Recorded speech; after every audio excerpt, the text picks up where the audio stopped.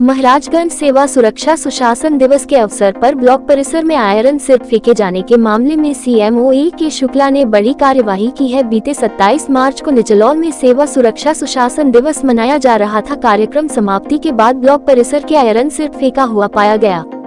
जानकारी के बाद सीएमओ ने जांच का आदेश दिया था। जांच में ward boy Mukesh Gupta, ANM Punita Madheshiya, Sarita Kushwaha और फार्मासिस्ट श्रीनिवास पटेल समेत कुल 4 लोग दोषी पाए गए। तत्काल वार्ड बॉय को बर्खास्त करते हुए एक एएनएम का 1 वर्ष का वेतन बाधित तो दूसरे एएनएम का 1 वर्ष का 5% वार्षिक बढ़ोतरी बाधित करते हुए सीएचसी अधीक्षक डॉक्टर उमेश चंद सिंह को चेतावनी देते हुए अनुशासनात्मक कार्यवाही के लिए महानिदेशक शासन को पत्र भेज दिया गया है। सीएमओ की इस कार्यवाही से स्वास्थ्य महकमे में हड़कंप मचा हुआ है।